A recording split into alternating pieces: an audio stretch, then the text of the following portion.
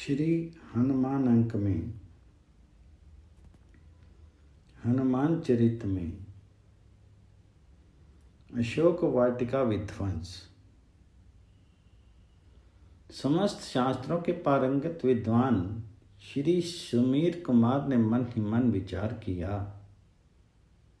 दूत का कार्य स्वामी के हित के लिए मार्ग प्रशस्त करना है। राक्षस राज रावण का यह दुर्ग अभेद्य है। इसके प्रत्येक द्वार पर इतने अद्भुत और शक्तिशाली यंत्र लगे हैं जिनके रहते किसी भी वीर वाहिनी का इसमें प्रवेश संभव नहीं। दूसरे, इस अगम लंका को मैंने रात्रि में देखा है।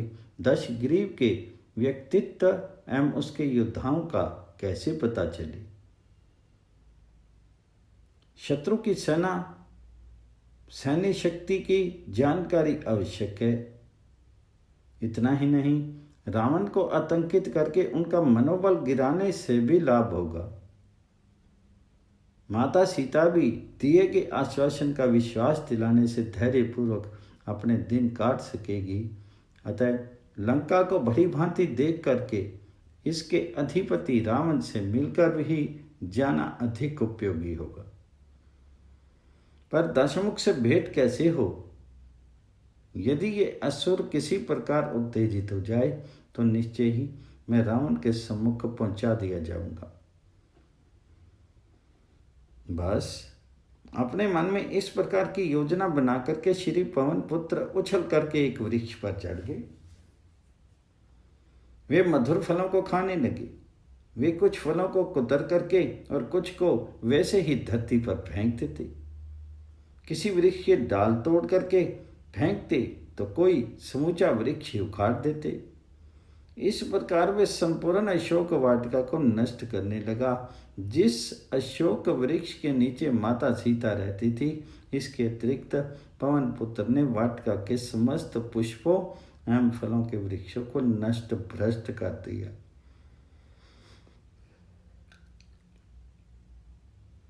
अत्यंत सुंदर वाटिका कुछ ही देर में उजड़ गई। इतना ही नहीं, परम शक्ति संपन्न महादेव आत्मज श्री हनुमान असुरों के गगनचुंबी चैत्य प्रसाद पर उछल करके चढ़ गए। वे परम तेजस्वी शिव अवतार कपीश्वर विशाल और शरीर धारित करके लंका को प्रतिध्वनित करते हुए उस प्रसाद को तोड़ फोड़ करके नष्ट करने लगे। विशालकाय हनुमान जी की गर्जना सुन तमोगुनी राक्षस भयभीत होकर के जग पड़े। वे नाना प्रकार के प्रास, खड्ग, फरसे तथा अनेक प्रकार के अस्त्र शस्त्र लेकर के चैत्य प्रासाद की ओर दौड़े। अत्यंत मनोहर अशोक वाटिका की दुर्दशा देख करके वे चकित हो गए। असुरों ने कपित होकर के नख दृष्ट आयुध पवन पुत्र पर आक्रमण कर दिया, किंतु अनंत शक्ति संपन्न श्री हनुमान जी के सम्मुख वे क्षण भर भी टिक नहीं सके। प्रासाद के कंगूरों एवं वृक्षों के आघात से वहीं मार मिटे। कुछ विकट मुख वाली भयानक राक्षसियों ने श्री जनक नंदिनी के पास जाकर के उनसे पूछा, ये वानराकार विकट कौन वीर है? माता सीता ने उत्तर दिया, राक्षसों की माया तो तुम ही जानती हो, मैं दुखनी क्या बताऊं। मृत्यु से बचे 2-4 असुर प्रहरी और राक्षसियां रावण के समीप पहुंची। उन्होंने कहा, प्रभु, एक वानराकार प्राणी पता नहीं कहाँ से आकर के अशोक वाटिका में प्रविष्ट हो गया है। उसने पहले तो सीता जी से बात की और फिर हमारे देखते ही देखते संपूर्ण अशोक वाटिका को ध्वस्त कर दिया। वाटिका का एक वृक्ष भी सुरक्षित नहीं रह पाया है। इतना ही नहीं, उस दुस्साहसी ने हमारे मणि निर्मित चैत्य प्रासाद को भी तोड़ डाला है और हमारे समस्त राक्षसों को मार करके अब भी वहां सरथा निर्भय और निश्चिंत बैठा हुआ है। प्रहरी सैनिकों में हम 2-3 हैं, किसी प्रकार अपने प्राण बचा करके यहाँ आ गए हैं। रावण अत्यंत क्रुद्ध हुआ। उसने अभी अभी दुस्वप्न देखा था। स्वप्न में भी एक विकट वानर उसे बुरी तरह तंग कर रहा है। उसने तुरंत सशस्त्र सैनिकों की एक विशाल वाहिनी भेजी।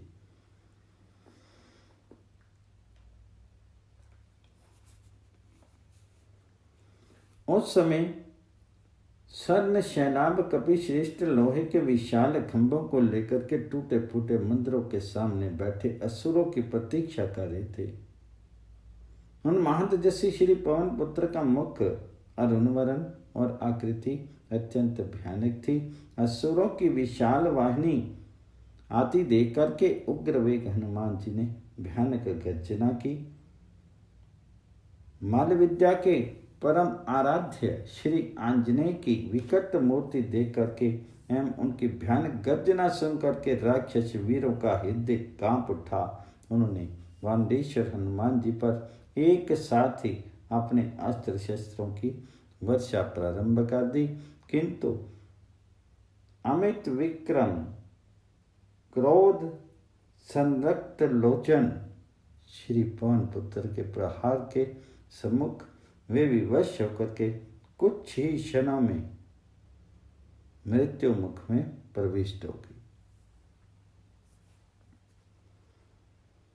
असुरों की विशाल वाहिनी की विनाश की सूचना रावण के पास पहुंची। वह इस संवाद से अत्यंत चकित हुए। उसने अपने मंत्री परहस्त के पुत्र जम्बूमाली को शत्रु वानर को बंदी बना करके यहाँ मृत रूप में लाने के लिए भेजा।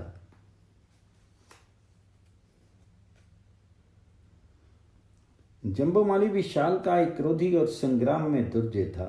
वह क्रोध में उन्मत्त होकर के अशोक वाटिका के लिए चला। चैत्य प्रसाद भंजक हनुमान जी फाटक के छज्जे पर खड़े थे। सशस्त्र असुर वीर को अपनी ओर आते देख करके वे प्रसन्नतापूर्वक गर्जना करने लगे। जम्बूमाली ने श्री पवन पुत्र पर तीक्ष्ण शरों की वर्षा की। हनुमान जी घायल हुए, किंतु उन्होंने एक ही झटके में उसका गर्व खर्व कर दिया। असुर का प्राणहीन शरीर पृथ्वी पर गिर पड़ा। परहस्त पुत्र जम्बूमाली और अपने किंकरों की मृत्यु की सूचना पाकर के राक्षस अधिप रावण आश्चर्य में डूब गया। उसने अपने मंत्री के अमित तेजस्वी अत्यंत बलवान धनुर्धर अस्त्रवेताओं में श्रेष्ठ तथा परस्पर होड़ लगा करके शत्रु पर विजय प्राप्त करने की इच्छा वाले 7 पुत्रों को भेजा। वे 7 अद्भुत वीर अपनी शस्त्र वाहिनी के साथ एकाकी रुद्रांश को मारने चले। वे पराक्रमी मंत्री कुमार तपाए हुए स्वर्ण से चित्तित अपने धनुषों की टंकार करते हुए बड़े हर्ष और उत्साह से आगे बढ़े।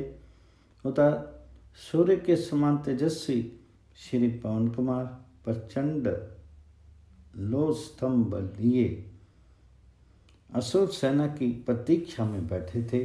असुरों ने उन पर एक साथ भयानक बाण वर्षा की।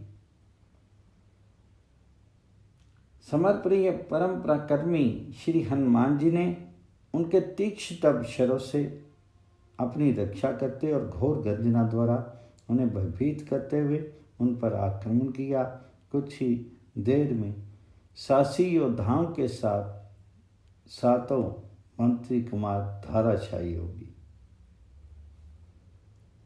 बची कुछ ही सैन्य भय आक्रांत होकर के भाग गई।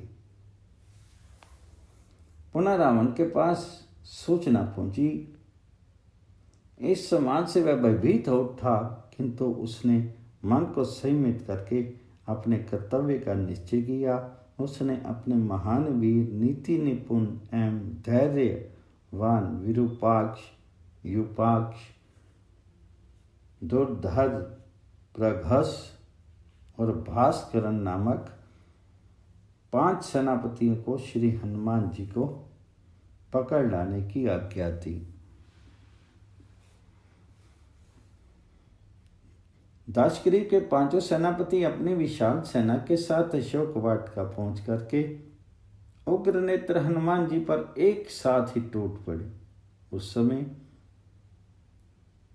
हरांशज हनुमान जी का आकार भयानक पर्वत तुल्य हो गया।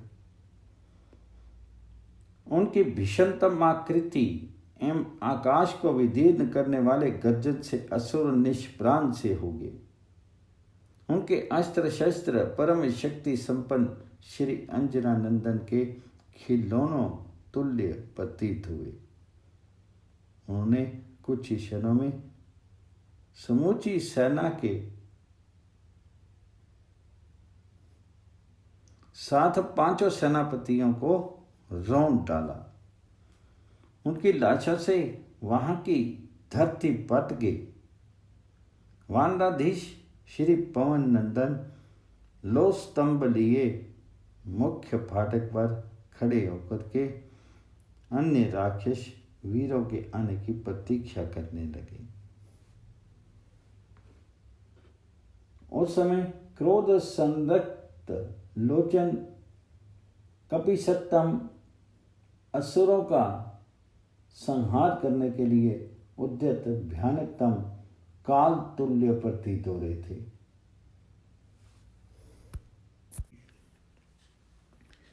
राक्षसराज दशानन ने अपने 5 सेनापतियों के सैन्यों एवं वाहनों सहित मारे जाने का दुसंवाद सुन करके अपने वीर पुत्र अक्षय कुमार की ओर देखा। युद्ध के लिए उत्कंठित रहने वाला वीरवर अक्षय कुमार अत्यंत उत्साहपूर्वक उठ खड़ा हुआ। ये पराक्रमी राक्षसी शिरोमणि स्वर्ण मंडित रथ पर आरूढ़ होकर के कपीश्वर की ओर चला। उसके रथ में धनुष्य बाण तरकस तलवार शक्ति तोमर आदि समस्त अस्त्र शस्त्र यथास्थान यथाक्रम से रखे हुए हैं। अक्षय कुमार ने समरशूर हनुमान जी पर प्रचंड वेग से आक्रमण किया, किंतु भूधराकार श्री महादेव वंशज आकाश से सीधे उसके रथ पर कूद पड़े। उसके रथ अश्वर साथी सभी समाप्त हो गए।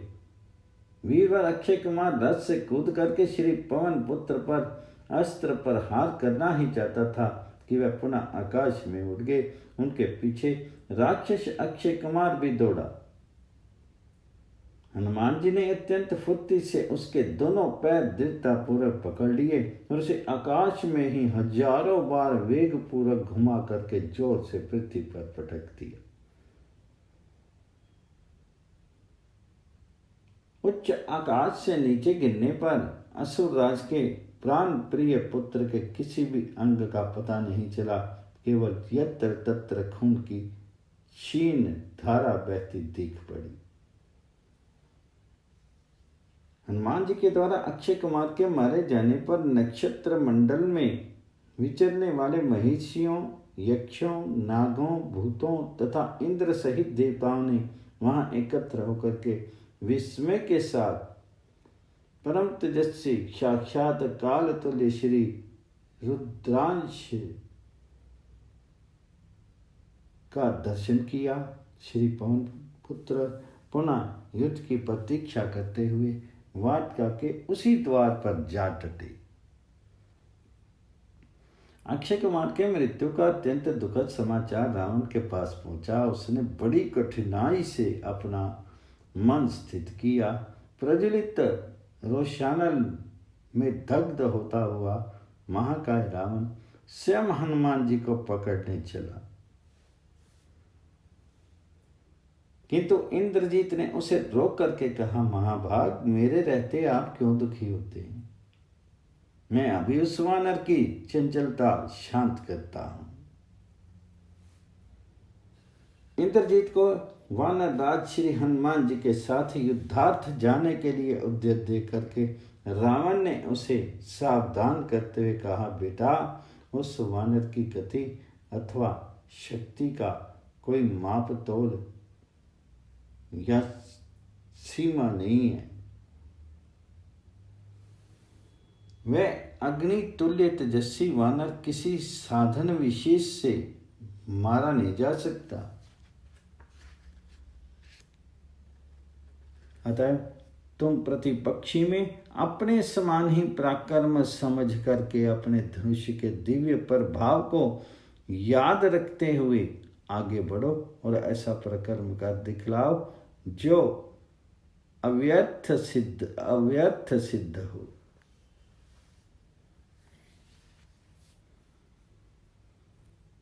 अपने पिता के ये वचन सुन करके मेघनाथ ने युद्ध के लिए निश्चित विचार करके 10 किरी की परिक्रमा की और वह अपने अद्भुत रथ की ओर चला। महापरिक्रमी इंद्रजीत अपने तेजस्वी रथ पर बैठ करके अनेक राक्षसों के साथ पवन पुत्र के समीप पहुंचा। उसका भयंकर सिंहनाद सुन करके सर्वसम्मत हनुमान जी लो स्तंभ लिए आकाश में उड़ गए। धनुर्धर मेघनाथ ने अपने तीक्ष्ण शरों से हनुमान जी को भींच दिया। उनके शीश से रक्त की धारा बह चली। विरहित काय हनुमान जी ने कुपित होकर के लो स्तंभ के प्रबल प्रहार से उसके साथी को मार डाला, रथ को चूर्ण विचूर्ण कर दिया। मेघनाथ के कितने ही वीर राक्षस रक्त वमन करते हुए यमलोक से धारे। महाकपीश्वर की शक्ति के सम्मुख कोई वश चलता न देख करके इंद्रजीत ने ब्रह्म पाश छोड़ा। नित्य मुक्त श्री पवन कुमार को विधाता ने ब्रह्म पाश से मुक्त रहने का वरदान पहले ही दे दिया था, किंतु श्री अंजना नंदन मर्यादा का अतिक्रमण करना नहीं जानते। वे ब्रह्म पाश को सम्मान प्रदान करने के लिए उसमें बांध गए।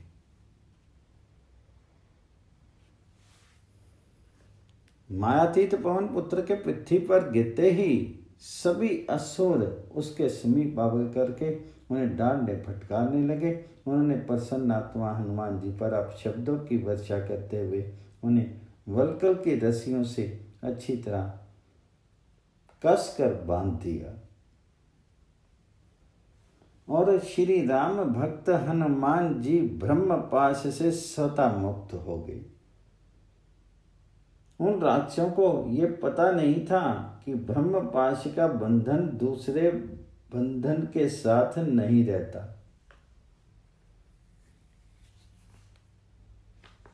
ब्रह्म पाश से मुक्त वानर शिरोमणि को केवल वृक्षों के वल्कल को से बंधा देख करके मेघनाथ अत्यंत उदास और चिंतित हो गया। मंत्र शक्ति से परिचित वीरवर इंद्रजीत अच्छी प्रकार जानता था कि एक बार विफल होने पर इसका प्रयोग दूसरी बार संभव नहीं। उसे अपनी विजय संदिग्ध सी प्रतीत हुई। अनंत मंगला में ज्ञान मूर्ति श्री पवन नंदन यद्यपि ब्रह्म पाश से मुक्त हो चुके थे, किंतु उन्होंने ऐसा बर्ताव किया जैसे वे इस बात को जानते ही ना हो। वे डरे हुए से प्रतीत हो रहे थे। राक्षस श्री पवन पुत्र को रावण के समीप ले चले। मार्ग में उन्हें देख करके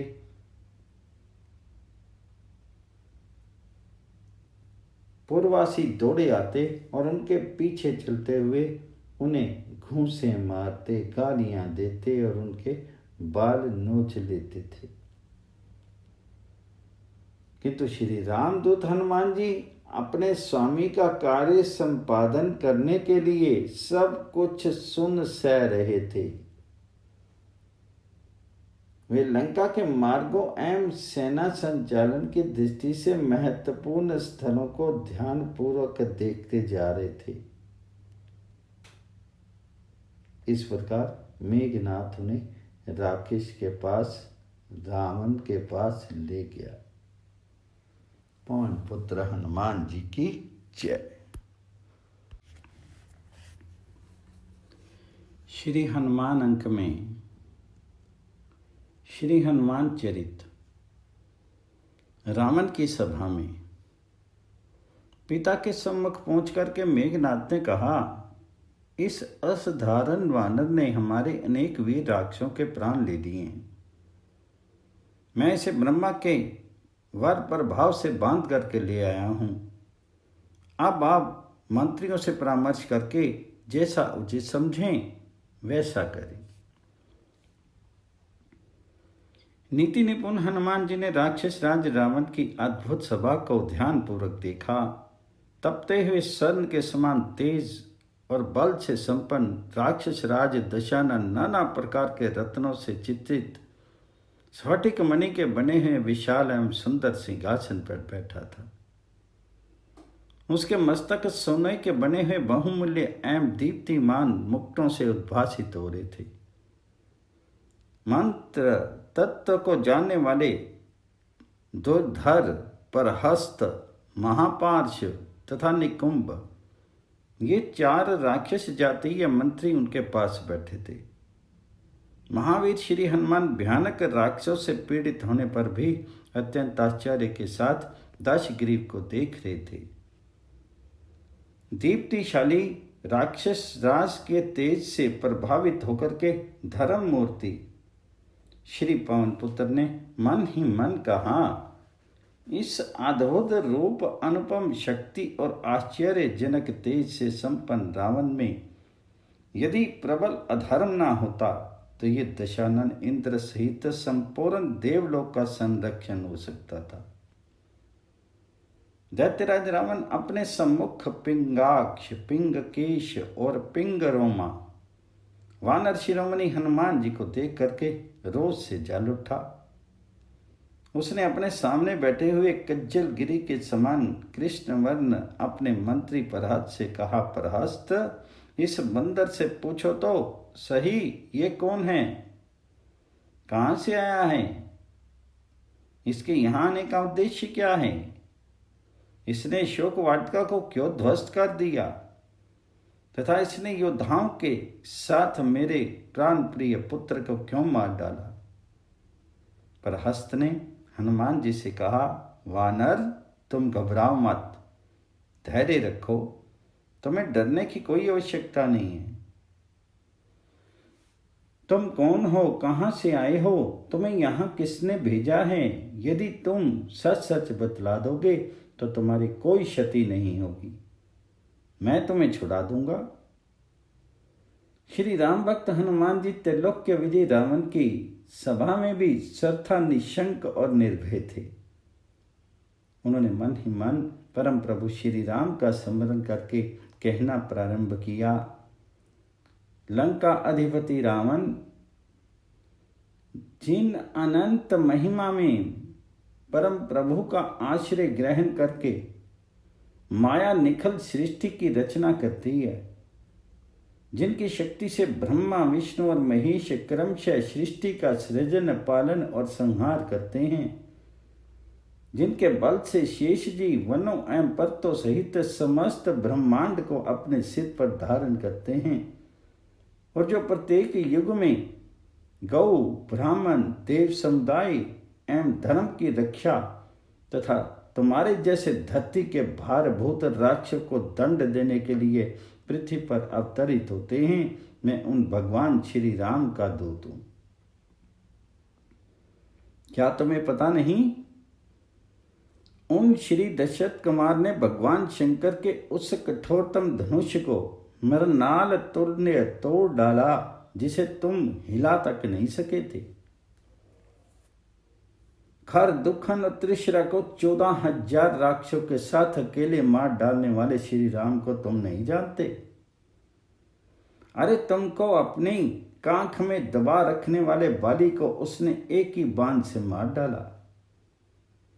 तुम उन्हें ना जानने का स्वांग भले ही रच लो, पर वे तुम्हें कैसे भूल सकते हैं, जिनकी सती पत्नी को तुम चोर की तरह चुरा करके ले आए हो। रावण, तुम अच्छी प्रकार देख और समझ रहो। मैं उन्हीं सर्वशक्ति संपन्न परम प्रभु श्री राम का दूत, परम प्रतापी पवन देव का पुत्र हनुमान हूं। किष्किंधाधिपति श्री राम सखा सुग्रीव ने सीता देवी की खोज के लिए व्यग्र होकर के कोटि कोटि वीर वानर भालुओं को चारों दिशाओं में भेजा है। उन्हीं का भेजा हुआ मैं 7 योजन सागर लांग करके यहाँ पे आया हूँ। मैंने माता सीता का दर्शन कर लिया है। तुम भक्ति सीता को लंका का विनाश करने वाली काल रात्रि ही समझो। सीता का शीर धारण करके तुम्हारे पास काल की फांसी आ पहुंची है। रावण, तीनों लोकों में एक भी ऐसा प्राणी नहीं है जो भगवान श्री राम का अपराध करके सुखी रह सके। महायशस्वी श्री रामचंद्र जी चराचर प्राणियों सहित संपूर्ण लोकों का संहार करके फिर उनका नए सिरे से निर्माण करने की शक्ति रखते हैं। चतुर्मुख ब्रह्मा, त्रिनेत्र त्रिपुरारी, सहस्त्राक्ष इंद्र, देवता, दैत्य, गंधर्व, विद्याधर, नाग तथा यक्ष, ये सब मिलकर भी सम्रांगण में श्री रघुनाथ जी के सम्मुख नहीं टिक सकते। मैं तो प्रभु के आदेश के अनुसार माता सीता का दर्शन करने गया था। मुझे जोर की भूख लगी थी, इस कारण फल खाने लगा। अपने स्वभाव के अनुसार मैंने वृक्षों को तोड़ा, किंतु तुम्हारे सैनिक मुझ पर प्रहार करने लगे। भला अपना शीर किसे प्रिय नहीं होता? अरे जिन्होंने मुझे मारा मैंने भी उन्हें मार डाला, इससे मेरा क्या दोष है? अपराध तो तुम्हारे पुत्र ने किया है। तुम प्रत्यक्ष देख रहे हो, मैं यहाँ अन्याय पूर्वक बांध करके लाया गया हूँ। कपीश्वर हनुमान जी की चतुरतापूर्ण निर्भीक वाणी सुनकर के देवगण प्रसन्न उठे और राक्षसगण भयक्रांत होकर के कांपने लगे। श्री राम की शक्ति की महिमा सुनकर के उनका मनोबल गिर गया। रावण क्रोधपूर्वक दांत पीसने लगा, परंतु परम बुद्धिमान मंगल मूर्ति श्री हनुमान दाशग्रीव के यथार्थ हित के लिए अत्यंत शांतिपूर्वक उपदेश करते रहे। लंकाधिपति, तुम ब्रह्मा जी के अति उत्तम वंश में उत्पन्न हुए हो तथा पुलत्स नंदन विश्रवा के पुत्र और कुबेर के भाई हो। अतः देखो, तुम्हें तो दे आत्म बुद्धि से भी राक्षस नहीं हो, फिर आत्म बुद्धि से राक्षस नहीं हो, इसमें तो कहना ही क्या है। तुम सर्वथा निर्विकार हो, इसलिए शरीर, बुद्धि, इंद्रियां और दुख आदि ये न तुम्हारे गुण हैं और न तुम स्वयं हो। इन सब का कारण अज्ञान है और स्वप्न दृश्य के समान ये सब असत्य हैं। ये बिल्कुल सत्य है कि तुम्हारे आत्म स्वरूप में कोई विकार नहीं है, क्योंकि अद्वितीय होने से उसमें कोई विकार का कारण हो नहीं सकता।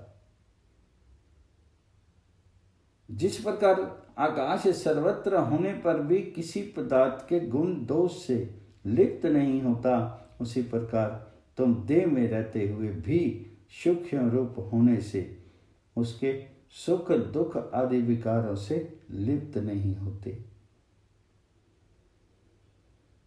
आत्मा देह, इंद्रियां, प्राण और शीर से मिला हुआ है। ऐसी बुद्धि सारे बंधनों का कारण है और मैं चिन्मात्र, अजन्मा, अविनाशी तथा आनंद स्वरूपी हूं। तुम बुद्धि से जीव मुक्त हो जाता है। पृथ्वी का विकार होने से देह भी अनात्मा है और प्राण वायु रूपी हैं, अतः ये भी आत्मा नहीं है। अहंकार का कार्य मन अथवा प्रकृति के विकार से उत्पन्न हुई बुद्धि भी आत्मा नहीं है। आत्मा तो चिद आनंद स्वरूप अविकार तथा देह आदि के संघात से पृथक और उसका स्वामी है। वह निर्मल और श्रद्धा उपाधि रहित है। उसका इस प्रकार ज्ञान होते ही मनुष्य संसार से मुक्त हो जाता है। अतः हे महामते, मैं तुम्हें